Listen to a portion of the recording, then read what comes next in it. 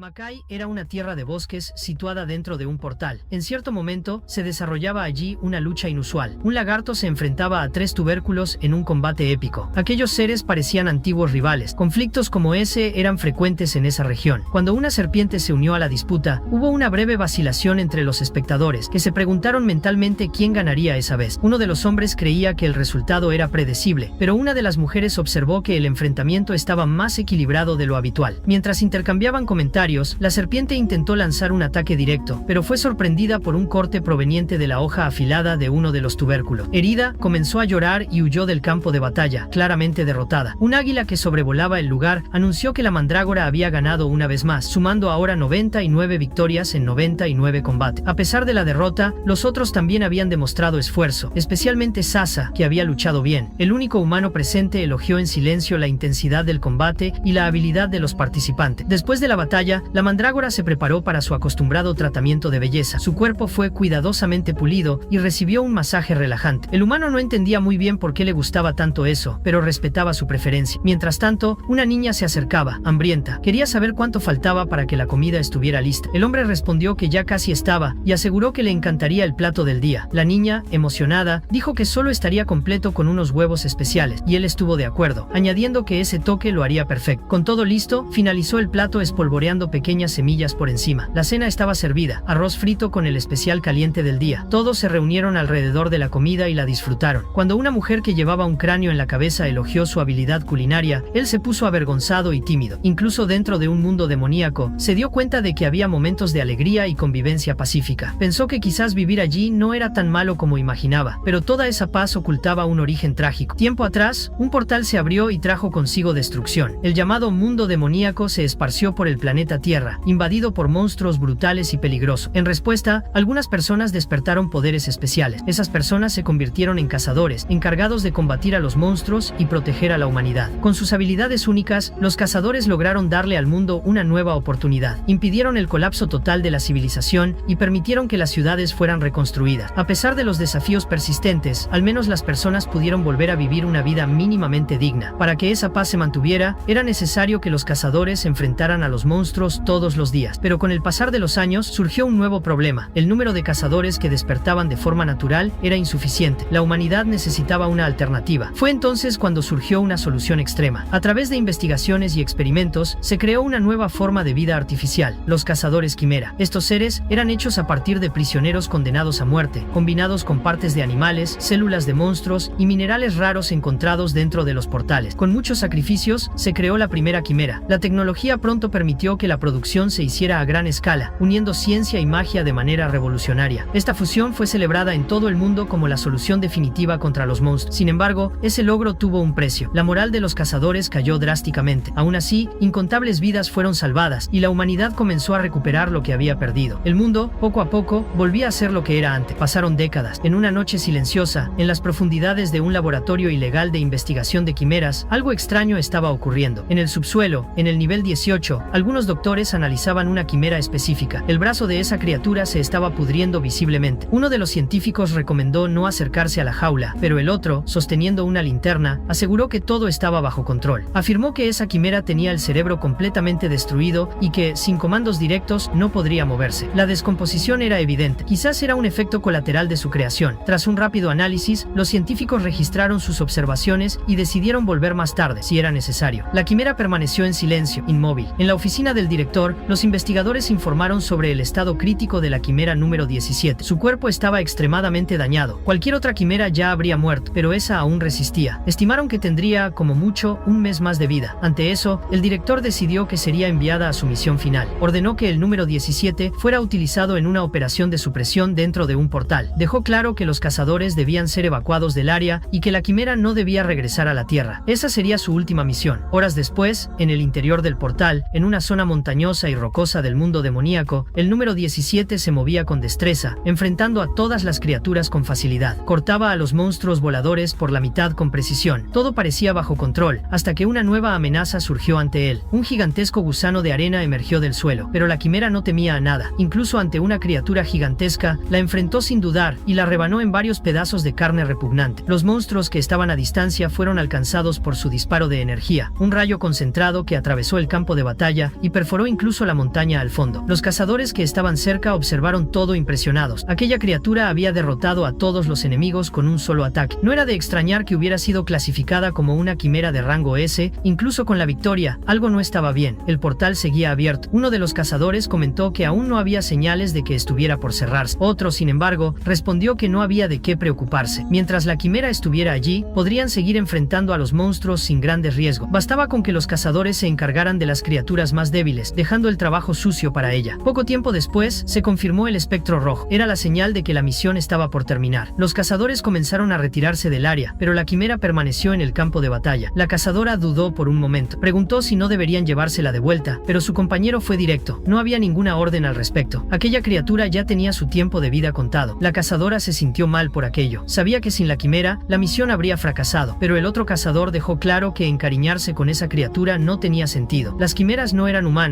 no tenían sentimientos, solo obedecían órdenes. Fueron creadas únicamente para matar. El objetivo de la misión era proteger a los cazadores, y eso era lo que habían hecho. Mientras tanto, la quimera seguía luchando. Le habían arrancado un brazo, sus ojos estaban dañados, pero aún así, seguía destruyendo a cada monstruo que se le cruzaba. Sabía que no habría regreso, sabía que esa era su última pelea. Aún así, ningún cazador había muerto. En total, 1823 monstruos fueron derrotados por ella, y cuando llegó el momento de su muerte, el número 17 recordó algo. Fragmentos de memoria surgieron. Ya había sido un niño, mucho tiempo atrás, había sido secuestrado. En medio de la oscuridad de la mente dañada de una quimera, aparecían imágenes desconectadas. No lograba comprender del todo qué eran esos recuerdos, pero los observaba como si fueran un sueño lejano. 79 años atrás, él había sido dejado en un orfanato. Una persona lo encontró y cuidó de él. Aún así, era agresivo. Solía pelear con otros niños que lo provocaban. Esas peleas terminaban mal, con heridas graves, y por eso fue expulsado del orfanato. Fue entonces cuando fue secuestrado y llevado a un experimento ilegal. Allí, fue transformado en lo que hoy se conocía como la quimera número 17. A diferencia de los demás, él poseía una habilidad especial. Sus efectos secundarios eran casi nulos. Era un caso rarísimo en el que la conciencia humana sobrevivía dentro de una quimera. Antes de eso, ya había sido un cazador, un combatiente que salvaba vidas y enfrentaba monstruos todos los días. Pero incluso cuando recibía agradecimientos, no mostraba emoción. Respondía de forma mecánica, como si fuera solo una máquina. En ese momento, empezó a cuestionarse. ¿Por qué estaba allí? ¿Por qué estaba reviviendo esos recuerdos? Tal vez fuera un colapso mental. Los efectos secundarios de los innumerables experimentos finalmente habían llegado a su límite. Después de 15 años de modificaciones, con más de 500 implantes de monstruos en su cuerpo, alcanzó el rango S. El proyecto había sido un éxito, pero eso lo transformó en algo diferente. Dejó de ser humano. Pasó a ser tratado como una mascota de los cazadores, alimentado como un perro, evitado por la gente común, usado como un arma viviente. 3 días atrás, había completado su misión principal. Derrotó a todos los monstruos que debía eliminar. Sin embargo, ocurrió algo inesperado. Los 527 implantes que formaban su cuerpo comenzaron a reaccionar, y en ese momento volvió a su forma humana. Renació, pero seguía en el mundo demoníaco. Incluso con el cuerpo restaurado, no se sentía completamente humano. Aún conservaba los poderes que había heredado como monstruo. Se sentía descartado, y ahora, abandonado allí, se dio cuenta de algo importante. El número que estaba marcado en su brazo, la identidad del experimento, había desaparecido. Ya no era el número 17. También sabía otra cosa. Su núcleo interno era capaz de garantizar hasta 3 resurrecciones, siempre que no fuera destruido. Eso significaba que aún podía vivir, pero había algo extraño. Pensaba que las células de monstruos muertos no podían fusionarse con células humanas. De algún modo, su cuerpo había vuelto a su punto físico máximo. Los efectos de los experimentos parecían haber desaparecido. Su mente ahora estaba limpia. Los recuerdos nublados, los hechizos que bloqueaban sus pensamientos e impedían su escape, todo se había desvanecido. Quizás, por primera vez en décadas, podría vivir como un humano común. La antigua identidad número 17 era ahora solo un nombre falso. Su verdadero nombre, trató de recordarlo. La persona que acogió a Cheon Do-un en el orfanato decía que él tenía una naturaleza ruda y agresiva. Por eso, le pidió que intentara vivir de otra manera, ayudando a las personas, o al menos esforzándose por hacer el bien. Durante ese regaño, Cheon recordó su propio nombre y se preguntó cómo un niño abandonado en un orfanato podría ayudar a otro. Eso simplemente no tenía sentido para él. Mientras pensaba en eso, se preguntó qué debía hacer de allí en adelante. La palabra venganza pasó por su mente, pero sabía que para vengarse de alguien era necesario tener un objetivo, y en el fondo, ni siquiera tenía ganas de vengarse. Tampoco tenía un camino de regreso a la Tierra, así que solo le quedaba seguir viviendo. Eventualmente, se cruzaría con otro humano, y tal vez en ese momento sabría qué hacer. Por ahora, había tomado una decisión. Viviría como un humano. El problema era que Cheon estaba completamente desnudo. Al seguir caminando, finalmente encontró una zona verde, con bosques y ríos. Mientras se dirigía al río, se topó con una gran ave demoníaca muerta. Cheon pensó que podría haber sido el resultado de una disputa territorial, pero pronto notó que el cuerpo de la criatura no tenía heridas heridas graves. Parecía haber muerto envenenada. Decidió que podría aprovechar el cuero del ave para hacerse alguna ropa. Usando su habilidad de formar una cuchilla en una de sus manos, comenzó a cortar la criatura. Tal vez, por causa de sus experiencias en el laboratorio, aún recordaba cómo abrir el cuerpo de un monstruo de ese tipo. Pero, apenas abrió el cadáver, una nube de veneno se esparció por todos lados. Por suerte, el veneno no tuvo efecto sobre él, así que bastaba con lavar el cuero en el río. Cheon lavó todo allí mismo. El cuero era demasiado grueso, como suele suceder con los monstruos, así que tuvo que golpearlo mucho para ablandarlo. Después de tanto esfuerzo, el cuero quedó suave como una piel tratada, parecido a un abrigo. Estaba en el proceso de rasgar el cuero para hacer las aberturas del cuello, de los brazos y de las piernas, transformando eso en una túnica bastante bonita, cuando la criatura simplemente despertó. El ave, antes muerta, se movió. Cheon la observó con atención. Parecía ser un monstruo del tipo no muerto. Si fuera una amenaza, Cheon ya la habría eliminado. Al fin y al cabo, él era un cazador. Pero, observando mejor, notó que la criatura estaba muy débil, probablemente aún envenenada. Concluyó que no era necesario matarla. La criatura movía la cabeza, intentando decir algo, y aunque Cheon no entendía, consideró que tal vez ese era un día de suerte para ambos. Si eso era una segunda oportunidad de vida para el monstruo, que la aprovechara. Si el destino realmente los unió, tal vez se reencontrarían más adelante. Más tarde, Cheon encontró una cueva, y pensó que podría ser un buen lugar para vivir. Sin embargo, una ciempiés gigante apareció de repente, derrumbando la entrada de la cueva y atacando directamente. El lugar era muy oscuro, como él pronto notó. Antes de que pudiera pensar mucho, le cortó el cuello al ciempiés usando sus propios brazos y decidió rechazar ese lugar. Estaba demasiado oscuro para su gusto. Después de eso, vagó por una montaña cubierta de nieve. Acababa de enfrentarse a varios yetis y le resultaba difícil conseguir comida en ese entorno. Tampoco le gustó ese lugar. Siguió explorando. El siguiente bosque estaba lleno de hongos venenosos. Descartado. Luego encontró un pantano con demasiado barro. Tampoco le agradó. Después, una región con calor excesivo. Desagradable. Solo después de tanta búsqueda, finalmente encontró un lugar que parecía ideal. Había una gran cascada. El paisaje era hermoso. El agua era limpia y clara, con varios peces demoníacos. Se sorprendió al pensar que, por primera vez, llamaría al mundo demoníaco hermoso. Alrededor había árboles, frutos, flores y el aire era fresco. Allí podría montar un campamento, pescar, cocinar, descansar. Ese lugar parecía perfecto para llamar hogar. Pero, mientras admiraba todo eso y pensaba dónde construir su refugio, un portal se abrió no muy lejos de allí. De él salió un robot, preguntando si ese era realmente el mundo demoníaco. Y mientras Cheon se preparaba para hacer de ese lugar su hogar, no sabía que su nueva vida estaba a punto de ser interrumpida antes siquiera de comenzar. Con sus hilos afilados como cuchillas, Cheon Do-un cortó todos los árboles a su alrededor. Luego usó esos mismos hilos para almacenar toda la leña con practicidad. Cuando ya había reunido suficiente madera para lo que quería construir, arrancó todas las raíces del suelo para nivelar el terreno. Ahora sí, el lugar parecía adecuado. Como era extremadamente fuerte, Cheon podía levantar enormes troncos con solo un brazo. Comenzó la construcción colocando el primer pilar en el suelo. Mientras hacía esto, sintió algo extraño. Era como si estuviera experimentando el libre albedrío por primera vez. Construir su propia casa estaba siendo divertido de una manera inesperada. Después de partir parte de la madera, creó tablas para el suelo de la cabaña. Usó una baba de slime obtenida de un monstruo que había derrotado recientemente para pegar las tablas, los pilares y las paredes. Sabía que esa sustancia se endurecía hasta volverse tan resistente como la piedra, aunque aún no sabía si era impermeable. Aún así, decidió confiar. Cuando terminó la construcción y miró el resultado final, se dio cuenta de que era horrible. Parecía una casa abandonada donde había ocurrido algo terrible. A pesar de eso, Cheon encontró el lugar sorprendentemente cómodo. Sin embargo, sentía que aún faltaba algo. Pensó por un momento y recordó una de las clases que había tenido cuando aún era un joven cazador quimera. En esa clase, mostraron cómo eran las casas humanas antes de la apertura de los portales. Entonces se dio cuenta de lo que faltaba. Las personas solían tener cosas en sus jardines. Sabía que no podía criar un perro en el mundo demoníaco, pero tal vez podría comenzar un jardín. El problema era que no sabía cómo cultivar plantas de ese mundo. Aún así, recordó que había montañas nevadas cerca. En esas regiones, donde la energía demoníaca era más densa, era posible encontrar mandrágora. Mientras subía hacia los picos nevados, comenzó a notar que estaba nevando de verdad. El paisaje blanco le hizo recordar el día en que fue secuestrado y llevado al laboratorio. En aquella época, también nevaba intensamente. Se sentía afortunado por haber sido capturado justo al principio, pues ahora, como quimera, no necesitaba preocuparse por el frío, el congelamiento o incluso el hambre. A medida que se acercaba al área donde crecían las mandrágoras, sentía cada vez más energía demoníaca a su alrededor, hasta que finalmente encontró algunas de esas pequeñas plantas saliendo de la tierra. Se sabía que las mandrágoras eran extremadamente sensibles al estrés, y pequeños cambios en el ambiente podían matarla. Aún así, Cheon decidió trasplantar algunas cerca de su casa. Eligió mandrágoras jóvenes, que podrían adaptarse mejor al nuevo ambiente. Solo después de arrancar la primera planta, recordó que las mandrágoras normalmente gritaban al ser sacadas. Sin embargo, esta estaba dormida. La segunda también. Solo la última estaba despierta, pero ni siquiera gritó. En lugar de eso, eso, bostezó y volvió a dormir. Cheon se dio cuenta de que el famoso grito de las mandrágoras solo ocurría cuando eran cultivadas artificialmente en el mundo humano, donde la energía mágica era muy débil. Allí, el estrés extremo las hacía gritar y morir. En el mundo demoníaco, sin embargo, parecían tranquilas. Ninguna de ellas resistió ni intentó luchar, incluso al ser retirada del suelo, su hábitat natural. Cheon incluso pensó que tal vez las mandrágoras lo veían como una de ellas, ya que tenía sangre de monstruo e incluso células de mandrágora en su cuerpo. Para él, eso funcionaba bien. Colocó las 3 plantitas dentro de su túnica y pensó que el bajo nivel de estrés sería bueno para ellas. Si crecían bien, tal vez algún día podría usar sus raíces para hacer un té. Seguro sabría rico. De repente, Cheon escuchó sonidos de combate provenientes de una región cercana. Sonaban como conflictos reales. Dedujo que había cazadores cerca y se preguntó qué estarían haciendo en un lugar tan peligroso. Quizás buscaban piedras de portal, algo útil en emergencias. Mientras tanto, los cazadores enfrentaban verdaderas dificultades. Estaban siendo atacados por una horda de conejos de nieve. El primero de ellos logró crear una barrera mágica, pero esta estaba a punto de romperse. En ese momento de desesperación, se preguntó por qué había aceptado esa misión. Cuando la barrera finalmente se rompió, clamó por ayuda, y esta llegó como un misil. En medio de la niebla de nieve y humo, una figura apareció. Era Cheon, que llegó tranquilamente. Comentó para sí mismo que hacía tiempo que no veía conejitos de nieve. Con el simple uso de su aura intimidante, todos los conejos huyeron aterrados, atropellándose entre ellos para escapar de ese lugar. Los cazadores quedaron en shock al ver lo que había ocurrido. No podían creer que una horda entera de monstruos de rango B hubiera huido solo por ver a una sola persona. Era algo completamente fuera de lo común. Aún así, no dudaron en agradecer profundamente a Cheon Do-un por haberles salvado la vida. El cazador que había creado la barrera se presentó como Kim Tae. Cuando oyó el nombre de Cheon, pensó que nunca había oído hablar de él antes. Por su apariencia y ropa sencilla, dedujo que Cheon pertenecía a la clase ermitaño, alguien que vive aislado, lejos de las grandes ciudades y de los sistemas de gremios. Cheon sintió curiosidad y preguntó por qué estaban allí. Le parecía extraño ver cazadores tan débiles que parecían de rango D en una región tan peligrosa como esa. Los cazadores explicaron que estaban allí por el dinero de la misión. Habían sido enviados para capturar una quimera viva y llevarla de regreso al mundo humano. Al oír eso, Cheon se puso en alerta. ¿Estaban tras él? Pero uno de los cazadores explicó que la quimera en cuestión había escapado de un laboratorio de investigación. Era un tipo de criatura mecánica que, de repente, había saltado dentro de un portal y desaparecido. Con esa información, Cheon concluyó que no lo buscaban a él. Aún así, decidió no involucrarse con eso. Solo quería recoger algunas piedras de portal por si necesitaba huir de algún peligro más adelante. Le preguntó a los cazadores sobre su equipo. No tenía sentido que hubieran entrado al mundo demoníaco con las manos vacías. ¿Dónde estaban los suministros y la piedra de portal? Uno de los cazadores, con rabia, contó que el resto del equipo se había llevado todo. Esos traidores lo habían planeado desde el principio. Uno de los cazadores de rango más alto se ofreció para guiarlos, pero en el momento oportuno, tomó todo el equipo y abandonó al grupo, dejándolos morir rodeados por una horda de monstruos. Desesperados, los cazadores preguntaron si Cheon podía intentar recuperar el equipo. Necesitaban volver a la Tierra, pues sabían muy bien lo que pasaba con los cazadores, que permanecían demasiado tiempo expuestos a la energía demoníaca. Se explicó que el tiempo de permanencia en el mundo demoníaco dependía directamente del nivel de despertar de cada cazador. Aquellos que no regresaban a tiempo para purificarse corrían riesgo de muerte. Al ver la gravedad de la situación, Cheon aceptó ayudar. Usando su agudo sentido del olfato, encontró rápidamente el rastro y partió como un misil hacia su objetivo. Mientras tanto, en otro punto de la región, la quimera robótica observaba los alrededores desde una elevación. Los cazadores traidores finalmente habían encontrado a la criatura y se acercaban, creyendo que estaba acorralada. Era la oportunidad perfecta para capturarla, pero la quimera reaccionó. Al percibir el peligro, declaró que si ese lugar era peligroso, entonces debía eliminar el peligro. Cuando Cheon llegó, ya era demasiado tarde. Los cazadores estaban muertos o habían huido, y los equipos estaban tirados en el suelo como si fueran basura. Por la escena, Cheon dedujo que la quimera había luchado mientras cambiaba de forma. Recordó la explicación que uno de los cazadores le había dado. Se trataba de un robot hecho de un raro metal líquido, capaz de alterar su forma libremente. Por ser un material valioso, el cuerpo de la criatura era pequeño, del tamaño de un niño o de un perro grande. Cheon se impresionó al ver que una criatura tan pequeña había derrotado a 5 cazadores de rango B. De vuelta en el punto de encuentro, los 2 cazadores restantes estaban perdiendo la esperanza. Sus cuerpos ya mostraban signos visibles de contaminación por energía demoníaca. Fue entonces cuando Cheon reapareció, trayendo todo el equipo perdido como si fuera un milagro andante. Uno de los cazadores, desesperado, imploró por su vida. Cheon sabía que ya no tenían una piedra de portal. Kim Tae, dominado por el miedo, ofreció 20 millones de won a cambio de su salvación. Cheon no estaba interesado en el dinero en ese momento, pero pensó que tal vez podría ser útil si algún día regresaba a la Tierra. Decidió aceptar. Con un movimiento firme, rompió la piedra de portal para activar el pasaje dimensional. Kim Tae se emocionó. Dijo que jamás olvidaría lo que Cheon había hecho. Mientras rescataba a su amigo, que estaba gravemente herido, Sorprendido, Cheon preguntó si una piedra de portal aún costaba alrededor de 200,000 won. Kim Tae respondió que los precios habían subido mucho y que actualmente una piedra de esas costaba cerca de 1 millón. Cheon, sorprendido, comentó que Kim Tae había pagado demasiado caro por aquel servicio. Por eso, decidió compensarlo como se debía. Puso la mano sobre el cuerpo del herido y comenzó a transferir su propia mana. La infusión de mana era una técnica extremadamente arriesgada, incluso para cazadores experimentados. Si la energía se entrelazaba de forma incorrecta, podía causar el colapso del núcleo de mana de ambos, resultando en una muerte instantánea. Pero la infusión que realizó Cheon fue perfecta. Toda la energía demoníaca fue purificada, tanto en el cuerpo del herido como en el suyo. El cazador, ahora salvado, confirmó con alivio que estaban fuera de peligro. Pero Kim Tae, aún conmocionado, apenas podía creer lo que había ocurrido. Los ojos de Kim Tae estaban a punto de salirse de su cráneo de tanto asombro. Mientras varios cazadores se inclinaban y agradecían por haber salvado sus vidas, Cheon Do-un ya se estaba alejando sin decir nada, simplemente marchándose. Kim Tae, aún en shock, se preguntaba en silencio quién demonios era ese sujeto. Cuando Cheon finalmente regresó a su casa, ahora acogedora y hasta bonita a su manera, se sintió aliviado al ver que nadie había roto nada durante su ausencia. Además, había ganado un buen dinero inesperado. Pensaba guardar los won de forma segura. Fue entonces cuando notó que las mandrágoras comenzaban a despertar lentamente. Se estaban estirando, con expresiones somnolientas y silenciosas. Reconoció que había sido un viaje largo para ellas. Por eso, decidió replantarlas allí mismo, cerca de la casa. Pero al ser colocadas en el suelo, se pusieron tristes, muy calladas, retraídas. Cheon notó que algo las molestaba. Tal vez el nuevo hábitat estuviera afectando a las plantitas. Tal vez era hambre, o tal vez una falta de adaptación. Como precaución, infundió un poco de su mana directamente en la tierra donde las replantó. El resultado fue inmediato. Las mandrágoras reaccionaron positivamente. Era claro que les había gustado. Al fin y al cabo, seguían siendo monstruos y como tales, absorbían bien la energía mágica. Pero mientras cuidaba del jardín, Cheon también sintió una presencia extraña, observando todo desde lejos. Estaba casi seguro de que era la criatura mecánica que los cazadores estaban persiguiendo. Se preguntó qué exactamente querría con él una forma de vida artificial, pero si necesitaba algo, tarde o temprano aparecería. Con eso en mente, escondió el dinero detrás de una de las tablas de la pared de la casa y comenzó a organizar los ítems que había recogido de los cazadores que murieron o desaparecieron. El inventario era sorprendentemente bueno. Había una cocina portátil completa con pequeñas ollas, 8 piedras de portal que permitían viajes directos entre el mundo humano y el demoníaco, algunas mudas de ropa sucias de polen y 2 sacos de dormir. Una gran ganancia, al fin y al cabo. En el fondo de una de las mochilas, encontró un paquete de ramen instantáneo. Aquello despertó una memoria antigua. La última vez que había comido eso fue en el orfanato. El momento era perfecto, porque tenía mucha hambre. Sin perder tiempo, comenzó a preparar la comida. Tomó 500 mililitros de agua del río, pero mientras la recogía, un pez carnívoro intentó atacarlo. Con un simple golpecito, Cheon aplastó al pez en varios pedazos y decidió usarlo como fuente de proteína. Para mejorar el plato, intentó recordar la receta ideal. Agregaría huevos, tal vez un poco de cebollino, pero como no tenía los ingredientes originales, improvisó con lo que encontró en los alrededores. Los huevos que usó eran extraños y la olla estaba muy fea, pero decidió cocinar de todos modos. El movimiento llamó la atención del pequeño robot. Escondido hasta ese momento, el robot salió de los arbustos, atraído por el olor de la comida. Con hambre, se transformó en un perro callejero, todo sucio y torpe, con la esperanza de parecer inofensivo. Cheon notó la obvia actuación. Sabía que era la quimera. Se había transformado de esa forma para hacerle bajar la guardia. Incluso fingía estar herida como parte del disfraz. Aún así, le ofreció comida. Sabía que no era un animal, pero tampoco vio un peligro inmediato. La comida estaba fea, el olor era fuerte, pero el sabor traía recuerdo. No era exactamente igual a lo que comía cuando era niño, pero era lo suficientemente bueno como para despertar nostalgia. Mientras tanto, las mandrágoras estaban mareadas solo con el olor de la olla, completamente asqueada. Más tarde, cuando el robot terminó de comer, empezó a alejarse. Aún fingía estar herido, pero Cheon notó que estaba fingiendo mal. La herida había cambiado de pierna. Después de un breve momento de vacilación, el robot corrigió el error, fingiendo dolor en la otra pata, y se fue. Cheon terminó de lavar los platos, y ahora era hora de encargarse de la ropa. Las prendas que había recogido estaban en buen estado, pero cubiertas de polen. Con cuidado, comenzó a frotarlas, tratando de ser delicado. Pero el primer golpe que dio fue tan fuerte que desintegró la ropa, la piedra y todo a su alrededor. Se dio cuenta de que necesitaba tener más control. Aún tenía una prenda de repuesto y esta vez planeaba hacerlo mejor. Fue en ese momento cuando notó nuevamente al robot. Ahora se había transformado en una piedra. Y en realidad, no era la primera vez. Cuando Cheon lavaba los platos, se convirtió en un pez. Cuando miraba las flores, el robot se había disfrazado de árbol. No hacía nada ofensivo, solo observaba. Parecía curioso, como si estuviera descubriendo el mundo. Pero cuando una abeja se posó sobre él, la reacción fue inmediata. El robot salió corriendo en pánico, tropezando con todo, desesperado por huir del insecto. Cheon no tuvo dudas en ese instante. La edad mental de esa criatura debía ser de unos 5 años. Y, por encima de todo, el robot claramente odiaba las abejas. Con todas sus fuerzas, Cheon Do-un odiaba esa esa abeja. Cuando la vio, la mató sin pensarlo 2 veces y enseguida se apresuró a esconderse. Mientras tanto, fingiendo que no había visto al robot, comenzó a admirar algunas flores cercanas, como si nada hubiera pasado. Después de terminar de lavar su camisa, comentó para sí mismo que al menos esa prenda podría aprovecharla. Aunque parecía demasiado pequeña para su talla, decidió que más tarde se la pondría de todos modos. Enseguida fue a revisar cómo estaban las mandrágoras. En ese momento, el pequeño robot apareció, tomó su camisa y dijo que le quedaba perfecto. Eso fue suficiente para activar su transformación. El robot cambió a su forma humana. Más tarde, las mandrágoras estaban visiblemente cansadas y actuaban de manera extraña. Estaban débiles y sus raíces completamente secas. Cheon-do-un encontró eso extraño, ya que había tratado la tierra. Curioso, comenzó a investigar con una rama hasta que encontró el motivo: una gran infestación de parásitos. Después de eliminarlos todos, las mandrágoras parecieron mucho más felices y revitalizadas. Fue entonces cuando la pequeña robot finalmente se reveló en su forma humana. Por primera vez, comenzó a comunicarse directamente con Cheon-do-un, preguntando si esa era su casa y si él era un residente local. Cheon-do-un decidió bromear un poco con la situación y le preguntó de qué tribu venía exactamente. Ella dudó, pero terminó diciendo que era de una tribu muy lejana, más allá de la cascada, tan lejos que nadie podría encontrarla. Cheon-do-un, desconfiado, le preguntó si era de la famosa tribu del coco, una tribu que ni siquiera existía. Aún así, ella afirmó con convicción que sí, que pertenecía a la tribu del coco. Al ver la camisa en ella, Cheon-do-un comentó que se parecía a la suya. La chica explicó que en su tribu, si uno toma algo, eso pasa a ser suyo. Cheon-do-un se rió con la respuesta y dijo que estaba bien, que podía quedarse con la camisa, pero quiso saber qué hacía una niña de la tal tribu del coco allí. Ella contó que había sido expulsada y que quería vivir con él en esa casa, porque allí había techo, no había insectos y era un lugar seguro. Cheon-do-un entendió que solo quería un lugar para descansar. Aún así, le advirtió que podría quedarse, pero tendría que ayudar también. La niña aceptó de inmediato, diciendo que sí trabajaría. La primera tarea sería ayudar en el jardín. Cheon-do-un quería construir una nueva casa para las mandrágoras y crear una gran huerta. Ella respondió con entusiasmo, diciendo que era fuerte y podía hacerlo. Tomó una rama y comenzó a romper la tierra con facilidad. Cheon-do-un observó todo y notó que no hacía ningún esfuerzo por esconder sus poderes. Probablemente, por haber crecido en un laboratorio, ni siquiera sabía cómo eran los niños normales. Al presentarse, Cheon-do-un le preguntó su nombre. Entonces, ella notó que no tenía nombre. Quería uno bonito, parecido a la flor que había visto, y se nombró como Kim Nari. Pocos minutos después, la huerta ya estaba lista. Las mandrágoras parecían muy felices con el nuevo espacio, y Cheon-do-un quedó impresionado con la rapidez. Era evidente que las plantas adoraban el ambiente. Sin embargo, en ese instante, se dio cuenta de que Kim Nari estaba llorando. Ella dijo que, al ver a las mandrágoras, recordó a los amigos que había tenido. Cheon-do-un se preguntó si realmente había tenido amigos dentro de un laboratorio. De repente, Kim Nari sintió una presencia extraña. Era mana de monstruo. Cheon-do-un intentó tranquilizarla, diciendo que los monstruos cazándose entre ellos era algo común. Pero Kim Nari contó que, antes de llegar allí, había visto a un monstruo que parecía una gallina siendo atacado por varios otros. Cheon-do-un, al sentir la misma mana, confirmó que probablemente era eso. Era doloroso, pero ese monstruo probablemente sería devorado. Era simplemente la cadena alimenticia del mundo demoníaco. Entonces le preguntó si, por casualidad, Kim Nari quería salvarlo. Ella dudó. Luchaba contra algo en su propia mente. Cheon-do-un pronto notó que eran los comandos de lavado cerebral implantados en el laboratorio. No podía actuar sin una orden directa. Cheon-do-un dijo que, si lo ayudaba, tal vez ese monstruo sobreviviría. Eso fue suficiente para motivarla. Partió con todo rumbo al monstruo. Al llegar allí, vio que varios insectos estaban atacando al pequeño pájaro monstruo. Kim Nari comenzó a patear a los enemigos con fuerza, decidida a protegerlo. Aquella situación la hizo recordar cuando vivía con otros niños en el laboratorio. Siempre era la mejor en todo. Era una quimera mecánica, admirada y también envidiada. Cuanto más destacaba, más sufrían los demás niños. Eran forzados a pasar por experimentos peligrosos para intentar alcanzarla. Su único amigo era un peluche en forma de gallina, que fue destruido por los demás. Al final, fue linchada por los niños que querían seguir con vida. Tomada por toda esa rabia acumulada, Kim Nari usó toda su fuerza para destruir completamente a la horda de monstruos insectos. Cuando regresó con Cheon-do-un, estaba desesperada. Dijo que el pequeño monstruo no despertaba. Cheon-do-un, al verlo, pensó que ya había visto a esa criatura antes. Usando su mana, identificó que las heridas no eran fatales. Sabía que cada criatura poseía una firma mágica única. Incluso encogido, era el mismo monstruo que había encontrado antes el inmortal del que tomó el cuero. Se preguntó por qué había disminuido tanto de tamaño. Percibió que el método de regeneración de esa criatura era diferente al suyo. Kim Nari preguntó si estaba muriendo. Cheon-do-un explicó que no, solo estaba desnutrido. Al haber encogido, necesitaba menos comida, pero no lograba absorber lo suficiente. Con un poco de la mana que Cheon-do-un transmitió, sobreviviría. Solo necesitaba algo de tiempo para recuperarse. Kim Nari realmente esperaba que no le ocurriera lo mismo a su antiguo amiguito. Con eso en mente, preguntó si podía quedarse con el pequeño monstruo pájaro. Quería cuidarlo, entrenarlo y alimentarlo. Aseguró que Cheon-do-un no tendría problemas con eso. Él comentó que esa criatura podía crecer bastante bastante. Kim Nari respondió que entonces lo alimentaría aún más. Cheon-do-un dijo que estaba bien, que podía hacer lo que quisiera. Tal vez el monstruo incluso podría ser entrenado como vigilante de la casa. En ese momento, el pajarito finalmente despertó. La primera persona que vio fue al propio Cheon-do-un, el mismo que le había arrancado la piel en el pasado. Al reconocer la escena, notó que estaba siendo sostenido por una niña. Kim Nari, emocionada, anunció que había despertado y lo abrazó con fuerza, lanzándolo al aire y girando con él en los brazos. El monstruo, desesperado, pedía que lo soltaran, pero nadie lo entendía. Solo Cheon-do-un parecía comprender lo que decía. Cheon-do-un se preguntó por qué podía entender el idioma de ese monstruo, mientras que Kim Nari claramente no podía. Más tarde, el pequeño pájaro estaba todo vendado, diciendo que apenas podía moverse. Kim Nari comentó que había terminado el tratamiento y que ahora necesitaba un nombre para él. El monstruo, agotado, solo pedía que lo sacaran de allí. Como parecía un pajarito, ella sugirió el nombre Kuko. Cheon-do-un pensó que no era una mala idea. El monstruo intentó quejarse, pero ella no entendía nada de lo que decía. Kim Nari creyó que estaba llorando por sed, así que le arrojó una olla llena de agua directamente en la cabeza. Kuko quedó completamente empapado e hinchado. Kim Nari se preocupó y le preguntó a Cheon-do-un qué debía hacer. Él respondió que probablemente el monstruo ya tenía suficiente agua. Entonces notó que Kim Nari no escuchaba nada de lo que decía Kuko. Solo él podía comprender las palabras del monstruo, como si fueran transmitidas directamente a su mente. Más tarde, las tareas de la casa comenzaban a acumularse. Cheon-do-un decidió que era hora de construir un armario de almacenamiento para organizar todo. Cortaba las tablas usando su brazo en forma de hoja, pero notó que la madera estaba quedando muy torcida. Eso era extraño, ya que había hecho el mismo proceso para construir la mesa y la silla. Sin darse cuenta, Kuko dio un consejo útil. Dijo que la madera frente a él era más blanda, ya que el color era diferente. Cheon-do-un pensó que tenía sentido. La resistencia podía variar según la especie de madera. Kuko se indignó porque no lo sabía. Cheon-do-un preguntó entonces qué color sería el más resistente. Kuko, sorprendido, se dio cuenta de que el humano lo entendía. Intentó usar telepatía para confirmar, pero fue bloqueado. Nada podía invadir la mente de Cheon-do-un. Aún así, Kuko preguntó si podía oírlo. Cheon-do-un explicó que no era exactamente oír. Era como si las palabras de Kuko fueran lanzadas directamente dentro de su mente. Más aún, le sorprendió que el monstruo entendiera el idioma humano. Eso solo podía significar que era uno de los rarísimos monstruos inteligentes que nacen contra todas las probabilidades. Era la primera vez que veía uno en persona. Cheon-do-un entonces comentó que ya se conocían. Kuko dijo que realmente quería reencontrarlo. No sabía si había sido a propósito o coincidencia, pero Cheon-do-un le había salvado la vida, y él quería devolver el favor. Cheon-do-un recordó que había retirado el veneno del cuerpo de ese pájaro, y preguntó de qué forma Kuko podría ayudarlo. El monstruo dijo que podía guiarlo hasta donde crecían los árboles rojos. Mientras tanto, Kim Nari estaba siendo perseguida por alguien con habilidades de fuego. Sabía que era alguien del laboratorio, enviado para capturarla y llevarla de vuelta. Estaba muy asustada, odiaba el fuego. El cazador la reconoció como la criatura mecánica que buscaba. A pesar de sentirse incómodo por atacar a una niña, pensó que ella lo entendería, ya que su propia vida también estaba en riesgo. Pero el siguiente pilar de llamas que lanzó fue simplemente absorbido por el poder de Cheon-do-un. Kuko al lado dijo que podía guiarlo a los árboles más tarde. Cheon-do-un estuvo de acuerdo. Primero, necesitaban salvar a Kim Nari. Él se dio cuenta de que la niña claramente tenía miedo del fuego y que su mente no parecía estable. Tampoco la culpaba. Después de todo lo que pasó en el laboratorio, cualquiera estaría así. Cheon-do-un decidió que primero lidiarían con eso. Kuko, al ver la escena, murmuró que el cazador estaba molestando a una niña y se quejó indignado. El cazador de fuego miró a Cheon-do-un con desprecio. Dijo que parecía un cavernícola entrometiéndose en la pelea, probablemente para proteger a la criatura mecánica. Le ordenó que se fuera mientras aún podía, pero Cheon-do-un respondió que hablaba demasiado. El cazador gritó que todos se apartaran, llamándolos malditos. Con un simple golpe de mana, Cheon-do-un partió las llamas en dos, golpeó las montañas y sepultó al cazador. Luego corrió a ver cómo estaba Kim Nari. Ella confesó que tenía mucho miedo del fuego. Cheon-do-un, mirándola a los ojos, le dijo que cuando sintiera miedo, tenía que aprender a derribarlo, y que, si el miedo se levantaba de nuevo, debía derribarlo otra vez. En el momento en que Cheon-do-un intentó alejar al cazador de Kim Nari, terminó jalándole la peluca. El hombre era completamente calvo. Cheon-do-un se sorprendió y preguntó si había sido calvo todo ese tiempo. Kim Nari no pudo contener la risa y comenzó a burlarse de él, diciendo que los calvos eran graciosos. Todos los calvos que estuvieran viendo esa escena probablemente se sentirían humillados por una niña de 5 años. A pesar del momento cómico, Cheon-do-un sintió algo extraño. Ese cazador no debería tener fuerza suficiente para enfrentar a Kim Nari. Para entender mejor, decidió usar el consejo de Kuko sobre la resonancia mental, una técnica que permitía observar la mente y los recuerdos de alguien. Al hacerlo, Cheon-do-un vio los recuerdos de Kim Nari desde el momento de su creación. Surgió como una pequeña masa metálica, una especie de gomita líquida, moldeada en laboratorio. El doctor responsable anunció que finalmente había desarrollado conciencia de sí misma y le pidió que no tuviera miedo de la prueba de durabilidad. Pero, en lugar de agresión, la mano que se acercó acercó a su cabeza fue para acariciarla. Cheon Do-un, al ver eso, le dijo que había hecho un buen trabajo. Sabía que los traumas no desaparecen de un día para otro, pero ese gesto era un primer paso importante. De vuelta al presente, se preguntó qué harían con aquel calvo. Kim Nari tuvo una idea. Más tarde, el cazador estaba colgado boca abajo al borde de una cascada. Kim Nari comentó que dentro del agua el fuego no funcionaba, así que ese señor calvo ya no le daba miedo. El hombre, colgado, lamentaba no haber atravesado el mundo demoníaco solo para ser humillado por una niña. Cheon Do-un, intentando enseñarle algo, dijo que no estaba bien juzgar a alguien solo por su apariencia, pero, en el fondo, se preguntaba si ella no se había adaptado demasiado rápido a aquella situación. Luego fue a buscar agua para preparar su ramen, aunque fuera esa receta horrible de siempre. Mientras tanto, el cazador reflexionaba. Para él, Cheon Do-un parecía ser al menos de clase A, tal vez aún más poderoso, y sin duda estaba ocultando sus verdaderas habilidades. Supuso que era un cazador solitario, alguien que trabajaba por su cuenta, pero aún así estaba cuidando a una niña y cocinando para ella. Todo eso le parecía sospechoso. Mientras él pensaba, Kim Nari celebraba. Había logrado pescar algunos peces, aunque uno de ellos estaba pegado a su cabeza con los dientes. El cazador se preguntaba qué tipo de pez era ese y si realmente lo iban a cocinar. Preocupado, comentó que estaban arruinando la comida echando tanta agua. Pensaba que ni siquiera sabían cómo preparar un ramen de verdad. Les pidió que esperaran y prometió que él mismo prepararía la comida, con tal de que lo soltaran de la cascada. Más tarde, ya estaba en la cocina improvisada preparando el ramen. Para él, eso era más que una simple sopa instantánea, era una cuestión de honor. Usó lo básico de la cocina, puso solo el agua necesaria para cubrir la pasta. Cuando el agua comenzó a hervir, añadió los condimentos y los fideos. Controlaba su respiración con precisión. Sabía que, con el corazón latiendo 60 veces por minuto, tenía que esperar hasta llegar a 270 latidos para que el tiempo fuera el ideal. Cuando alcanzó ese punto, retiró los fideos del agua, creando una textura especial con el aire alrededor. Lamentó no poder añadir cebollín, pero aceptó las limitaciones del mundo demoníaco. Aún así, dio lo mejor de sí mismo, y sintió que no tenía arrepentimiento. Ese era el ramen sincero de Nam Ji-seok. Al terminar, ofreció que todos lo probaran. En cuanto lo probaron, quedaron sorprendidos por el sabor. Estaba realmente delicioso. Kim Nari comentó que era maravilloso. Kuko preguntó si los humanos comían eso con frecuencia. Incluso Cheon Do-un, con toda su experiencia, quedó impresionado por el sabor. Cuando terminaron, Nam Ji-seok preguntó si la comida había gustado. Cheon Do-un respondió que estaba tan buena que podría cobrar lo que quisiera. Le dijo que podía pedir cualquier cosa mientras no se pasara de los límites. Nam Ji-seok, conmovido, pidió que lo entrenara. Quería volverse fuerte como Cheon Do-un. Este no lo entendió de inmediato. Preguntó qué quería decir con entrenar. Nam Ji-seok dijo que lo consideraba el cazador más poderoso que había conocido. Por el tipo de casa en la que vivía, parecía estar en una misión de largo plazo. Además, sabía cocinar otras cosas. Contó que tenía certificados, que era cocinero, y que su padre era dueño del mejor restaurante de pollo frito que existía. También comentó que entendía que cruzar el portal constantemente para comprar suministros era complicado. Con ropa, comida e insumos básicos, él podía ayudar. Se ofreció como mensajero y repartidor. Dijo que incluso podía pagar por las clases. Quería entrenar hasta convertirse en un ranker. Cheon Do-un entonces preguntó por qué había atacado a Kim Nari. Quería saber si era por la recompensa. Nam Ji-seok se puso incómodo y preguntó si realmente se refería a la historia de la tribu del coco. Cheon Do-un respondió que sí, que siguiera con esa historia, por ahora. Nam Ji-seok dijo que estaba bien. Cheon Do-un insistió, preguntando su verdadero motivo. Entonces Nam Ji-seok explicó que era algo más personal, difícil de expresar. Dijo que no le importaba la recompensa ni Kim Nari. Para él, lo importante era aprobar el examen de cazador. Después de una buena comida, Cheon preguntó si eso era todo, ya que creía que podría hacer un poco más. Fue entonces que decidieron que el siguiente paso sería un duelo. Ji-seok agradeció por la oportunidad, pero Nari se adelantó y dijo que quería luchar en su lugar. Fue el propio Cheon quien la animó, diciendo que si tenía algún miedo dentro de sí, debía enfrentarlo directamente. Y así, Nari decidió lanzarse al fuego. Ji-seok observó la situación y comentó a la niña que, aunque Cheon era más fuerte, él tampoco era débil. Pero Cheon simplemente señaló una piedra oscura cercana y preguntó si él sería capaz de romperla. Ji-seok se sorprendió y quiso confirmar si eso era realmente obsidiana. Cuando se dio cuenta de que sí lo era, respondió que sería imposible. Ningún cazador de rango A podría hacer eso. Pero al segundo siguiente, Nari, con un movimiento simple, evaporó por completo la piedra de obsidiana, y enseguida llamó al tío calvo para pelear. Ji-seok era un despierto natural, considerado un prodigio desde muy pequeño. Despertó sus poderes alrededor de los 8 años, algo extremadamente raro, ya que la mayoría de los cazadores lo hacía al final de la adolescencia. Con mucho esfuerzo y talento, creció rápidamente y, antes de los 20 años, ya había sido ascendido a cazador de rango B+. Su ascenso fue meteórico y la fama lo siguió. Aquella fue una época maravillosa, pero no duró. Mientras todos a su alrededor comenzaban a despertar, Ji-seok empezó a perder el cabello. La calvicie llegó demasiado pronto. Probó todos los tratamientos posibles y visitó clínicas de todo tipo, pero los médicos fueron unánimes al decir que debía rendirse. Era un caso sin solución. A pesar de su apariencia impresionante y su talento talento natural, terminó perdiendo el brillo. Nunca llegó a alcanzar el rango S, y todo eso por culpa de la calvicie. La fama se desvaneció y vio cómo su crecimiento se estancaba. Todos los cazadores más famosos tenían cabelleras voluminosas y bien cuidadas. Uno de ellos incluso recuperó el cabello tras despertar. Ji-seok se aferró a esa esperanza, y cuando escuchó sobre un posible experimento para curar la calvicie, se animó. Pero la prioridad de la investigación acabó siendo otra: un robot hecho de metal líquido. Cuando ese robot escapó, la búsqueda de la cura fue olvidada. Poco después, se supo que aquella criatura metálica había huido al mundo demoníaco. Ji-seok vio allí su oportunidad. Si encontraba ese robot, quizás podría retomar el proyecto. Pero ahora, en el presente, estaba siendo arrojado al suelo por la fuerza absurda de Nari. No podía entender cómo una niña podía ser tan fuerte. Para empeorar, Cheon comentó que ni siquiera había acertado un solo golpe, así que tendría que intentarlo de nuevo si quería ganar. Aún así, Ji-seok no se desanimó. Mientras Cheon finalizaba un mueble que él mismo construyó, pensó que Ji-seok era realmente un hombre valiente. Había recibido golpes todo el día, pero aún tenía energía para más. Creando una nueva lanza de fuego, pidió otro duelo. Kuko comentó que esa habilidad de fuego era hasta interesante, pero que ni siquiera podía derrotar a una niña. Cheon también observó que Nari era inusual. Cuando Ji-seok avanzó con su lanza flameante, Nari simplemente se transformó en metal líquido, esquivó el ataque y volvió a su forma normal, solo para darle una patada en la cara, finalizando el combate otra vez. Incluso después de usar todas sus técnicas, Ji-seok no pensaba en rendirse. Al contrario, veía en aquella experiencia una oportunidad única. Decía ser un hombre que nunca se rinde. Pero de repente, su nariz comenzó a sangrar. Fue entonces cuando Cheon le preguntó cuánto tiempo llevaba en el mundo demoníaco. La respuesta fue inmediata: 9 días. Cheon le advirtió entonces que sería mejor regresar. El nivel de energía demoníaca acumulada en su cuerpo era peligroso y podría matarlo si permanecía allí por más tiempo. Ji-seok reconoció que tenía sentido. Entonces Cheon dijo que, a pesar de todo, todavía tenía potencial para convertirse en un rango S, solo necesitaba esforzarse. Pero Ji-seok contó que ya había fallado el examen 6 veces seguidas. Todos decían que ya no tenía esperanza. Sin embargo, Cheon, al mirarlo a los ojos, percibió que su núcleo de maná aún no estaba completamente desarrollado. Le aconsejó no rendirse, pero también le advirtió que debía regresar para someterse a una purificación. Ji-seok agradeció sinceramente y prometió dar lo mejor de sí. Cheon, observando todo, pensó que sería grandioso tener algún día un subordinado de rango S. Antes de partir, Ji-seok activó su piedra portal y preguntó si había algo más que pudiera hacer. Cheon respondió que, por ahora, todo estaba bien. Ji-seok se despidió, prometiendo ganar en el próximo entrenamiento. También preguntó si alguien había visto su peluca, pero Cheon respondió que no. Tras su desaparición por el portal, Kuko advirtió que si ese hombre traía a otros cazadores al lugar, eso podría ser peligroso. Cheon le preguntó qué pensaba al respecto, ya que podía leer memoria. Kuko respondió que Ji-seok era calvo de verdad y que estaba siendo sincero sobre su entrenamiento. No parecía estar mintiendo. Ante eso, Cheon consideró que tal vez valdría la pena invertir en él. Más tarde, en casa, hizo algunos ajustes en el espacio. Entre las mejoras, decidió construir ventanas para que el ambiente tuviera más luz. Una fue hecha a su altura, otra a la altura de Nari. Pero Cheon se dio cuenta de que eso podría ser un problema durante la noche. Aún necesitarían una buena fuente de iluminación. En la casa, Cheon comentó que existía un objeto llamado piedra brillante. Estas piedras tenían la capacidad de iluminar cualquier lugar oscuro. Bastaba reunir varias para generar bastante luz. Kuko quiso saber dónde se podían encontrar ese tipo de cosas. Cheon explicó que generalmente aparecían en zonas volcánicas. Kuko reaccionó con preocupación, diciendo que esas zonas eran las más peligrosas para cualquier cazador. Y en realidad, él provenía de allí. Cheon pensó que tal vez volver a su tierra natal podría ser algo bueno, pero notó que Kuko no se veía nada animado con la idea. Nari, al observar la expresión de su amigo, preguntó qué había dicho Kuko. Le pareció que estaba triste y sintió pena por él. Kuko reconoció que la niña era muy perceptiva. Cheon explicó que Kuko estaba preocupado con la idea de volver a la zona volcánica, por lo que decidió ir solo. Dijo que los dos deberían quedarse donde estaban, pero Nari inmediatamente se negó. Dijo que también iría, ya que ya no le tenía miedo al fuego. Cheon notó que había tenido razón al confiar en su recuperación. Superó ese trauma con bastante rapidez. Kuko también decidió acompañarlos, afirmando que tenía asuntos que resolver en ese lugar. Con eso, Cheon aceptó que irían todos juntos, pero advirtió que antes necesitaban el equipo adecuado para soportar el ambiente de la zona volcánica. Mientras tanto, en la huerta de mandrágoras, algunas de ellas pisoteaban la peluca que Ji-seok había dejado atrás. Ya en la zona volcánica, una criatura estaba desolada, completamente consumida por la tristeza. La narración explica que esa zona era una de las 3 áreas más evitadas por los cazadores de todo el mundo. Las cenizas volcánicas causaban graves daños a la piel, mientras que el gas tóxico mezclado con energía demoníaca provocaba la muerte con solo unas cuantas respiraciones. Kuko comentó que ese era el motivo por el cual los humanos apenas conocían esa región. A pesar de eso, Nari estaba allí, jugando con la lava como si fuera algo normal. Kuko, observando, comentó que tal vez era aceptable viniendo de una forma de vida mecánica o algo parecido, pero luego se preguntó por qué Cheon también estaba tan tranquilo tranquilo allí. Cheon explicó que era un cazador quimera. Kuko se extrañó, ya que los cazadores quimera normalmente no conservaban forma humana. Cheon contó que en el pasado también era así, pero que después de regenerarse, despertó en ese cuerpo humano y decidió permanecer así. Aprovechó para preguntarle a Kuko cómo lograba lidiar con cazadores de ese tipo. Kuko respondió que, a veces, es bueno tener con quien hablar, eso ya hace una gran diferencia. Cheon consideró aquel comentario un alivio. Inari, que los observaba, preguntó si estaban conversando también, ya que quería entenderlos mejor. Se puso feliz al saber que Kuko solo sentía curiosidad por saber qué era Cheon en realidad. Para ella, era evidente que Cheon era un nativo del mundo demoníaco, igual que ella, pero Kuko explicó que él era, en verdad, el único nativo real de allí. Los demás, como ella y Cheon, estaban en otra categoría. Volviendo a la misión, Kuko comentó que las piedras brillantes solían aparecer cerca de las fuentes de lava. Cheon señaló un cráter a lo lejos. Inari confirmó que era el lugar correcto. Habían encontrado el sitio donde estaban las piedras brillantes. Al acercarse, notaron que realmente había muchas de ellas, pero también había una criatura presente. Era un sapo de fuego. Aparentemente, estaba llorando. Nari, mirando con más atención, notó que había otro sapo frente a él. Kuko explicó que probablemente la hembra había muerto en el camino, y que el macho estaba cargando los huevos. Cuando los sapos de fuego ponen huevos, la hembra los lleva en la espalda, ya que solo sus espaldas se marcan durante la época de desove. Pero como la hembra murió, esos huevos también morirían con el tiempo. La temperatura de la lava era demasiado alta para que sobrevivieran por sí solos. Nari comentó que el sapo parecía muy triste. Mientras decía eso, Cheon saltó dentro del cráter y pidió a los dos que lo esperaran allí arriba. Kuko se preocupó, diciendo que los sapos de fuego eran extremadamente territoriales. De hecho, el primer ataque del animal fue un fuerte aliento de fuego, pero con un simple toque de su aguja venenosa, Cheon paralizó al sapo. Comentó que su veneno lo dejaría inmóvil por unos minutos, tiempo suficiente para actuar. También dijo que poseía células de sapo de fuego en su propio cuerpo, lo que quizás explicaba su resistencia. No había forma de salvar a la hembra, pero aún podía salvar los huevos. Cuando el sapo macho despertó, los huevos estaban pegados a su espalda. Cheon garantizó que ahora estarían seguros hasta el momento de la eclosión. En el instante final, el sapo miró hacia atrás y se fue con un gran salto. Nari, al ver eso, comentó que había mirado hacia atrás y que quizás estaba agradeciendo, pero Cheon corrigió, diciendo que probablemente solo se estaba despidiendo de la hembra. De cualquier modo, ahora podían recolectar las piedras brillantes. Después de reunir una buena cantidad, Kuko ya estaba cansado de cargar tanto peso. Antes solía jugar con esas piedras, pero ahora eran muy pesadas. Cheon dijo que Kuko no necesitaba seguir ayudando y le sugirió que fuera a visitar a las personas que conocía por allí. Dijo que incluso había traído un regalo, por si quería reencontrarlos, pero Kuko respondió que los monstruos no tienen amigos y que no pensaba ver a nadie, solo dejaría el regalo y eso sería todo. Cheon comentó que los monstruos inteligentes eran realmente diferentes. Para él, era extraño imaginar a alguien extrañando a su propia especie, pero Kuko respondió que no era exactamente nostalgia, sino arrepentimiento de no haberse despedido. Cuando Cheon le preguntó por qué había abandonado su nido, Kuko explicó que el despertar de su gran inteligencia tenía ventajas y desventajas. Por un lado, ahora sabía diferenciar lo que era comida y lo que no, pero también tenía conciencia de su propia soledad. Era el único de su especie que hablaba, que se comunicaba. Tal vez, si nunca hubiera aprendido a usar el lenguaje, no sentiría ese vacío. Por eso decidió abandonar la matriz y vivir solo. Probablemente su tribu ni siquiera sabía que había escapado. En ese momento, finalmente logró arrancar uno de los cristales brillantes, y fue cuando Nari escuchó un ruido. Algo parecía estar resquebrajándose. Era un huevo. Cheon notó que podría ser el huevo de algún monstruo, aunque no sabía de qué especie. La grieta en la parte superior indicaba que quizás había sido golpeado por accidente por el cristal. Para que la criatura dentro fuera fuerte, debía romper la cáscara por sí misma. Nari, bromeando, sugirió que se llevaran el huevo con ellos, quién sabe. Tal vez serviría como un buen huevo cocido. Kuko se mostró confundido, diciendo que nadie sabía qué podría salir de allí. Cheon, sin embargo, pensó que podía guardar el huevo en su cajón. Sería el lugar ideal, y tenía curiosidad por saber qué había dentro. Decidió que se lo llevarían. Kuko pensó que eso era una locura, ya que ni siquiera él, que conocía muchas criaturas, reconocía ese huevo. Pero Cheon aseguró que todo estaría bien. Encontraría la forma de que funcionara. Más tarde, cuando regresaron a casa, Ji-seok ya estaba allí. Había traído muchas cosas, pero cuando se ofreció a ayudar con las piedras, se dio cuenta de que el peso era demasiado para él. Fue en ese momento cuando Cheon notó que el rostro de Ji-seok estaba herido y quiso saber qué había ocurrido. Mientras tanto, en otro punto del territorio, los de la especie de Kuko encontraron el regalo que había dejado, un simple ramen instantáneo. Lo disfrutaron comiéndolo y también jugaron con él. De vuelta en la casa, Cheon volvió a preguntar si alguien había golpeado a Ji-seok, porque no lo imaginaba del tipo que acepta ese tipo de cosas sin hacer nada. Ji-seok evitó el tema, diciendo que, bueno, Nari le había dado una buena paliza, pero prefirió no entrar en detalle. En lugar de eso, dijo que iba a preparar algo para comer. Más tarde, mientras pulía las piedras luminosas, Cheon le explicó a Nari que estaba construyendo una lámpara. Ella respondió que él era muy inteligente, que sabía muchas cosas y que explicaba muy bien. Desde que lo conocía, siempre había sido amable, y eso le recordaba recordaba a su padre. Cuando Cheon le preguntó cómo estaba su padre allá en la tribu de los Kuko, Nari respondió con naturalidad que seguía allí, como siempre. Mientras tanto, Kuko disfrutaba del atardecer, pero fue interrumpido por 3 mandrágoras que lo atacaron con su golpe supremo de formación triple. Saltaron con fuerza sobre su barriga, pero no pasó nada. Solo pudo preguntarse qué había pasado con las mandrágoras, parecían haber perdido fuerza. Más tarde, Ji-seok presentó su nueva comida, bolitas de tofu frito. Creía que, a pesar de los ingredientes simples, el sabor sería bueno. Lo más importante era la técnica. Dijo que todos podían comer cuanto quisieran, pero Cheon aún quería saber qué había pasado con el rostro de Ji-seok. Después de que todos comieron, Ji-seok finalmente explicó. Había ido a la asociación de cazadores para inscribirse nuevamente en el examen de promoción para convertirse en rango S. En el camino, se topó con algunos cazadores que se burlaron de él por haber fallado 7 veces. La provocación terminó en una pelea. En resumen, eso fue lo que pasó. También dijeron cosas sobre su cabello, lo cual hirió su orgullo. Cheon comentó que él se rapaba la cabeza, así que técnicamente no era calvo. Ji-seok respondió que era mejor, así que quedarse con pelo solo en el centro. Además, la caída del cabello era un misterio médico. Nadie sabía cuál era la mejor solución. Cheon dijo que lo entendía y preguntó cuándo sería el examen de promoción. Ji-seok informó que faltaban 60 días. Entonces Cheon declaró que era hora de iniciar un entrenamiento especial. Ji-seok respondió que aceptaría cualquier cosa con tal de ser entrenado por él. Cheon fue directo. La primera etapa del entrenamiento sería lavar los platos junto con Nari, que también necesitaba aprender. La segunda etapa sería limpiar todas las piedras luminosas, ya que aún estaban cubiertas de cenizas volcánicas. Ji-seok, confundido, preguntó si eso realmente era un entrenamiento especial. Cheon respondió que, si lo rechazaba, podría quedarse como rango B el resto de su vida. Entonces, Cheon y Nari salieron a pescar, diciendo que eso ayudaría con la digestión. Mientras tanto, Ji-seok reflexionaba sobre todo. En el fondo, sabía que Cheon tenía una razón para todo eso, así que, sin quejarse, comenzó a cargar las cosas y fue a lavar los platos. Estaba decidido, no sería un rango B para siempre. Ji-seok decidió que quería seguir los pasos de Cheon, convertirse en un hombre como él. Quería ser fuerte, servicial, útil, guapo y, claro, con cabello. Más tarde, Nari comentó que los peces no picaban el anzuelo, pero la verdad era que todos los peces estaban persiguiendo a Ji-seok, que solo intentaba lavar los platos. Para empeorar las cosas, Ji-seok se quejó de que los monstruos acuáticos eran sus peores enemigos por su atributo elemental de fuego. Cheon se dio cuenta de que ese chico necesitaba mucha supervisión. Se preguntó si Ji-seok siquiera sabía para qué servía el maná. Solo tenía que crear una barrera de protección alrededor del cuerpo, pero Ji-seok respondió que lo había intentado, solo que todavía no le salía bien. Ante eso, Cheon le entregó una piedra luminosa cargada con energía demoníaca. Ji-seok no pudo sostenerla ni por un segundo. Entonces Cheon explicó que algunas piedras luminosas son condensaciones de energía demoníaca. Este tipo de energía es bruta, impura y necesita ser refinada con maná humano antes de poder usarse de forma segura. Los cazadores utilizan su propio maná para purificar esa energía. Según Cheon, el cuerpo de Ju-seok ya tenía bastante maná almacenado, pero el problema era la falta de control sobre él. Para ayudar, Cheon desbloqueó uno de los canales internos de maná de Ji-seok, orientándolo a concentrarse. Con esfuerzo y determinación, Ji-seok logró purificar la piedra y levantarla con éxito. Fue entonces cuando se dio cuenta de que todo aquello formaba parte del entrenamiento desde el principio. Cheon lo confirmó y le recordó que todavía tenía que lavar los platos. Ji-seok, entusiasmado, dijo que podían confiar en él y que algún día sería el mejor amo de casa. Más tarde, todos dormían en la cabaña, ahora iluminada por una lámpara hecha con la piedra purificada. Sin embargo, Kuko se despertó en medio de la noche al notar algo extraño. Nari se había levantado y estaba diferente. Le molestaba que su ropa estuviera siempre sucia. Eran prendas importantes, después de todo, un regalo del señor. Incapaz de soportarlo más, comenzó a lavarlas una y otra vez. Cheon preguntó por qué se había levantado solo para lavar la ropa. Kuko explicó que ella era una niña y solo tenía esas prendas. Quería sentirse bonita. Cheon, al pensar en ello, reconoció que tal vez había sido descuidado. Ella seguía siendo solo una niña. Cuando Nari salió del agua, estaba completamente limpia. Cheon, intentando disimular, comentó que el aire nocturno era perfecto para caminar. Nari siguió el juego, fingiendo que también había salido solo a dar un paseo. Entonces Cheon aprovechó para arreglarla. Le colocó una on alrededor de la cintura y algunas flores como adorno. Dijo que eran sus favoritas. En ese momento, un ruido extraño interrumpió a los dos, pero era solo un insecto. Aún así, Cheon aprovechó para preguntar si necesitaba ropa nueva o zapato. Nari respondió que Tari ya le había dado esa ropa y que le gustaba mucho. Cheon dijo que era bueno escuchar eso, pero no pudo dejar de pensar en el asunto. Más tarde, ya cerca del distrito 13, en los barrios bajos, Cheon reflexionó sobre lo que había dicho Nari y concluyó que tal vez eso no era suficiente. Salió del portal con ropa prestada de Dice y descalzo, dispuesto a comprar ropa para ella. Le parecía irónico volver al suburbio y a las favelas por eso, pero esperaba encontrar una tienda por allí. Fue entonces cuando apareció un niño y se ofreció a llevarlo a la mejor tienda de la zona por 10,000 monedas. Cheon respondió que no tenía esa cantidad en ese momento. El niño pensó que era solo otro pobre más, tal vez un novato que había entrado al portal y regresado con las manos vacías. Le preguntó si al menos tenía dinero para comprar ropa. Como Cheon lo confirmó, el niño decidió llevarlo de todas formas, diciendo que normalmente cobraba por adelantado, pero haría una excepción. Cheon agradeció al niño, que se presentó como Bong-soo. Le preguntó si Cheon había despertado recientemente. Cheon respondió con otra pregunta, que si no lo parecía. Bong-soo comentó que él había salido del portal sin nada y probablemente había sido asaltado en los callejones. Intentó animarlo diciendo que eso le pasaba a todo el mundo. Cheon se sorprendió de lo mucho que sabía y lo comentó. Bong-soo explicó que no era un niño, solo lo parecía por la desnutrición. Tenía 17 años. También advirtió a Cheon que no pasara por cierta zona. Dijo que era donde ocurría todo lo malo y que, últimamente, la banda del espacio del Distrito 11 también estaba tomando ese territorio. Cheon encontró extraño ese nombre, Banda del Espacio, pero lo que realmente esperaba era que el orfanato aún estuviera en pie por allí. Mientras tanto, en la tienda de ropa, la dependienta estaba desanimada, preguntándose quién había tenido la idea de abrir una tienda de ropa en las favelas. Comentó que las parejas jóvenes ya ni siquiera tenían hijos y que tal vez era mejor cambiar de negocio. Fue entonces cuando apareció Bong-soo y avisó que había regresado. Ella, molesta, dijo que ni siquiera estaba casada para que la llamaran Madame. Bong-soo explicó que había traído a un cliente, pero ella se acercó y quiso saber por qué seguía trayendo cazadores pobres. Dijo que era obvio que Cheon no tenía dinero para comprar nada. El cazador estaba literalmente a pie, pero aún así Bong-soo dijo que era buena persona. Según él, fue Madame Park quien pidió que, si algún día encontraba a un cazador que se pareciera a su hermano muerto, lo llevara hasta la tienda. Eso solo había ocurrido 2 veces. Entonces Cheon interrumpió la conversación y dijo que quería comprar ropa. Mostró un cheque por valor de 10 millones de won. En ese momento, Madame Park cambió por completo su actitud. Bong-soo preparó una mesa, sirvió café, galletas e incluso un banquito para el cliente. Madame Park empezó a mostrar todos los tipos de ropa que tenía la tienda. Había prendas para niños, adultos y para toda ocasión. Lo presentó todo con entusiasmo, incluso para Nari, que lo acompañaba. Al final, Cheon compró prácticamente la mitad de la tienda, dejando a Madame Park muy feliz. Incluso preguntó si quería que le enviaran las prendas, pero Cheon respondió que las llevaría todas él mismo. También le dio una buena suma de dinero a Bong-soo, además de ropa nueva. A cambio, solo pidió un último favor, que lo guiara hasta una posada segura y limpia, preferiblemente la mejor que hubiera cerca. Bong-soo llevó a Cheon a una que estaba justo al lado de la comisaría. Cheon dijo que entraría solo, pidiéndole al chico que lo esperara allí. Pero Bong-soo encontró todo aquello muy extraño. No importaba cuánto dinero tuviera Cheon, era difícil entender por qué daba tanto a cambio. Había recibido 100,000 won, ropa nueva, y lo trataban con gentileza. Eso no era normal. Pensó que tal vez Cheon era un traficante de niños. Incluso pensó en huir, pero también consideró que quizás solo era un hombre bondadoso, como Madame Park. Mientras tanto, dentro de la posada, Cheon se sintió satisfecho con el lugar. Era limpio y bien cuidado. El dueño fue amable y servicial. Cuando regresó, le entregó a Bong-soo la llave de la habitación 303, diciendo que ya había pagado un año entero de hospedaje por adelantado, incluyendo comida. Bong-soo, sorprendido, preguntó si eso era real. Temía que lo estuvieran secuestrando, pero Cheon explicó que él había llevado al chico hasta allí y que el lugar estaba al lado de la comisaría. Era seguro. Bong-soo preguntó dónde estaba la trampa. Se acababan de conocer y ahora estaba recibiendo una habitación, comida, ropa y un nuevo comienzo de vida. Cheon respondió que, en el pasado, él era exactamente como Bong-soo. Le pidió que se cuidara, pues con certeza se encontrarían de nuevo en el futuro. De vuelta en la cabaña, Cheon devolvió la ropa que había tomado prestada de Hwiseok, mostrando también todas las prendas nuevas que había comprado. Nari estaba extremadamente emocionada con la ropa. Eran hermosas. Mientras tanto, ese huevo que estaba guardado en el cajón comenzó a moverse. Más tarde, Cheon sintió una paz interior mientras doblaba la ropa recién comprada. Nari desfilaba por la casa probando sus nuevas combinaciones y decidiendo cuál le quedaba mejor. Terminó eligiendo una que tenía un pequeño pollito dibujado, parecido a Kuko, que al verlo, le preguntó si de verdad creía que se parecía a él. Cheon dijo que era una excelente elección y sugirió organizar toda la ropa. Sin embargo, Kuko preguntó qué harían con tantas cosas, ya que el espacio en la casa era pequeño. Cheon respondió que estaba pensando en construir un closet dentro de la casa. Kuko dijo que eso significaría talar más árboles, pero Cheon lo tranquilizó, diciendo que había muchos árboles por allí. Entonces aprovechó para preguntar qué había pasado con Ji-seok, y fue en ese momento cuando Ji-seok apareció con su calva brillando, diciendo que había preparado el equipo de entrenamiento para su maestro. Cheon no entendió, pero pronto Ji-seok explicó que esa ropa tenía un olor muy fuerte a veneno. Creía que eso formaba parte del entrenamiento para superar sus propios límites. Quería seguir los pasos de Cheon y volverse tan fuerte como él. Cheon entonces admitió que, pensándolo bien, esa ropa era perfecta para entrenar. Dijo que ya había terminado su propio entrenamiento y que Ji-seok podía usar la ropa como quisiera. Kuko avisó que elegiría qué árboles talar para el nuevo closet, pero Ji-seok preguntó si no era peligroso. Tenía miedo de morir usando esa ropa impregnada de veneno. En ese momento, Nari llamó a todos. Algo extraño estaba ocurriendo con el huevo. Se movía mucho, como si estuviera a punto punto de romperse. Ji-seok preguntó, preocupado, si no podría ser un monstruo de nivel desastre, pero Cheon respondió con calma, asegurando que no. Nari miró el huevo y preguntó si Cheon estaba seguro de que de allí saldría un monstruo adorable, pero la duda terminó en cuanto los ojos de la criatura aparecieron dentro de la cáscara. El huevo realmente estaba eclosionando. Ji-seok lo confirmó, diciendo que estaba saliendo. Nari repitió emocionada que el huevo realmente se estaba abriendo. Poco después, surgió una pequeña criatura con garras afiladas y una cola larga. Era un pequeño lagarto de fuego. Ji-seok, curioso, preguntó qué especie era exactamente. Nari comentó que era muy adorable, pero el pequeño lagarto saltó directamente al rostro de Ji-seok, gritando muy fuerte. Más tarde, Ji-seok entrenaba mientras cargaba un montón de madera, y la cría, ahora llamada Sasa, le golpeaba la cabeza una y otra vez. Lo peor de todo para Ji-seok seguía siendo el veneno impregnado en la ropa de entrenamiento. Se preguntaba cómo Cheon podía usar algo así. Mientras tanto, Cheon terminaba la lavandería y decía que era divertido hacer eso. Nari observaba a Sasa, diciendo que comía mucho pan, era amable y obedecía órdenes. Cheon recordó que, al final, fue ella quien salvó al pequeño monstruo y le preguntó si ya había pensado en un nombre. Nari sugirió Sasa, y Cheon dijo que era un excelente nombre. En cuanto fue bautizado, Sasa salió corriendo emocionado por la zona. Nari dijo que lo recibía como un nuevo miembro de la familia. Aún así, Cheon admitió que era una especie rara, algo que nunca había visto antes. Kuko también comentó que no reconocía a esa criatura, pero sabía que, por venir de una región volcánica, había que tener cuidado. Gran parte de los monstruos de ambientes volcánicos consideran a los monstruos planta un manjar. Como casi no hay plantas en regiones volcánicas, las comen siempre que encuentran una, especialmente si tienen mucha energía mágica. En ese momento, Sasa comenzó a acercarse a las mandrágoras. Kuko explicó que, en otras palabras, eran enemigos naturales. Todos notaron que un combate estaba por comenzar. Nari dijo que lo detendría, pues algo malo podía pasar. Cheon comentó que sería bueno que no pelearan, pero ese era el reino demoníaco, y allí todo seguía una jerarquía. Como Sasa aún era muy joven, no debería ser tan peligroso. Aún así, Sasa parecía listo para la batalla, mientras que las mandrágoras no tanto. Atacó con sus garras al más pequeño, pero la mandrágora mayor logró protegerlo con una rama. El segundo consiguió contraatacar. Sasa bloqueó con la cola, pero el más pequeño le dio un puñetazo directo en la mejilla. No lo lastimó, pero Sasa se fue llorando. Cheon concluyó que por hoy, las mandrágoras ganaron. Kuko comentó que había sido una buena pelea. Mientras tanto, muy lejos de allí, sobrevolando los mares de ese mundo, un hombre con cabeza de halcón cruzaba los cielos. Más tarde, el entrenamiento de Ji-seok aún continuaba. Sasa no dejaba de golpearle la cabeza, incluso después de horas. Nari ayudaba a Sasa a construir la parte del closet de la casa, y Cheon organizaba toda la ropa con alegría. A la mañana siguiente, Ji-seok finalmente terminó todo. Pasó 2 días sin dormir. Fue agotador. Se preguntaba si eso realmente podía llamarse entrenamiento. Cheon, sin embargo, dijo que había hecho un trabajo aún mejor de lo esperado. Nari comentó que el cuarto de ropa tenía un olor muy agradable, como a flores. Todos los demás también notaban el mismo aroma. La fragancia traía una sensación de paz interior. Nari, curiosa, preguntó de dónde venía ese olor. Cheon explicó que Kuko había elegido una madera muy aromática para construir. Hasta las mandrágoras parecían disfrutarlo, y Sasa incluso se había dormido por el aroma. Como ya había terminado sus tareas, Cheon dijo que pasaría por el mundo humano. Pensó que, al principio, estaba solo, así que no se preocupaba por esas cosas. Pero ahora era diferente. Pidió que cuidaran la casa y contó que estaba construyendo una cerca muy resistente para protegerlos. Ji-seok comentó que, con esa apariencia de la casa, nadie querría acercarse. Pero Cheon advirtió que nunca se sabe. Podría aparecer algún monstruo de rango S o incluso cazadores en busca de algo raro. Kuko entonces explicó que necesitarían materiales con mucha energía mágica, pero que también fueran muy resistentes. Sugirió ir a la costa marítima. Por allí, había un material más resistente que la propia obsidiana. Ya había oído hablar de eso. Era un tipo de cuarzo amarillo. Cheon pensó que era una buena idea. Dijo que, si construían la cerca con ese material y colocaban piedras luminosas en la parte inferior, la casa tendría un aspecto agradable por la noche. Y todos estuvieron de acuerdo en que valía la pena ir hasta la costa. Ji-seok se mostró confundido por lo que había escuchado, sin poder creer lo que estaba pasando. Mientras tanto, Nari, entusiasmada, dijo que quería ir a la playa, celebrando la idea. Ji-seok, sin embargo, reaccionó de una manera completamente diferente. Él conocía ese lugar. Solo de pensarlo, su nariz comenzó a sangrar, lo cual terminó siendo una excelente excusa para escapar de la misión. Avisó que, lamentablemente, tendría que ir al mundo humano y pasar por un proceso de purificación. Antes de irse, hizo una advertencia seria a Cheon, explicando que la región costera era extremadamente peligrosa. Ningún cazador por debajo del rango A podía poner un pie allí. Era una zona prohibida. Lo más preocupante, sin embargo, era que 2 monstruos de nivel desastre vivían en ese territorio. Según él, se trataba de 2 quimeras, cazadores que hace mucho tiempo habían sido transformados en monstruos. Estas quimeras tenían habilidades relacionadas con aves, pero conservaban su forma humana. En ese mismo momento, una de esas quimeras estaba siendo perseguida. Un grupo de cazadores había logrado localizarla, y uno de ellos intentó golpear a la criatura con su habilidad especial, pero no tuvo éxito. La quimera, con cabeza de águila, logró esquivar el ataque y voló lejos de allí a gran velocidad. Uno de los cazadores preguntó si debían ir tras él, pero el líder de la expedición decidió que no. Había 2 quimeras en la región, y eso lo volvía todo más arriesgado. Decidieron esconderse por el momento. El cazador insistió, diciendo que ya habían pasado 60 años desde que esas quimeras escaparon. Él creía que ya deberían estar muertas o fusionadas con algún cuerpo de monstruo. El líder explicó que, a pesar de todo, todavía consideraban a esas quimeras como productos defectuosos. Dijo que la creación de quimeras fue uno de los mayores logros de la humanidad y que no podían permitir que esos fallos mancharan esa reputación. Por eso, en esa misión, eliminarían cualquier rastro de esos errores del pasado. Pero, mientras hablaban, la quimera con cabeza de águila apareció de repente y lanzó un poderoso ataque con sus alas. La barrera defensiva de los cazadores fue destruida de un solo golpe. Cuando la criatura se preparaba para eliminar al grupo, algo inesperado ocurrió. Nari apareció y detuvo el golpe del halcón. Para ella, ese señor con cara de pájaro estaba molestando a la gente. Cheon, observando la escena, pensó que en realidad parecía todo lo contrario. Uno de los cazadores comentó que la criatura mecánica también estaba cerca. Cheon acarició la cabeza de Nari, intentando calmarla, y reflexionó que no era la primera vez que veía a ese halcón. De hecho, lo conocía muy bien. Cheon preguntó, casi en voz baja, si el otro aún lo recordaba. ¿Y el número? Sí, el número era el mismo. Uno de los cazadores, desconfiado, advirtió al líder que ese muchacho también parecía muy sospechoso. Sugirió que lo mejor sería retroceder por ahora y dejarlos a los dos allí. Mientras tanto, la quimera con cabeza de halcón también reconoció a Cheon de inmediato. Recordaba perfectamente el olor de ese chico. Era un olor que solo los dos conocían. El olor de aquel maldito laboratorio donde se realizaron los experimentos. Cheon, también conocido allí como número 33, confirmó en sus pensamientos que había pasado mucho tiempo desde la última vez que había visto al número 17. Y ahora estaban cara a cara de nuevo, en ese escenario inesperado.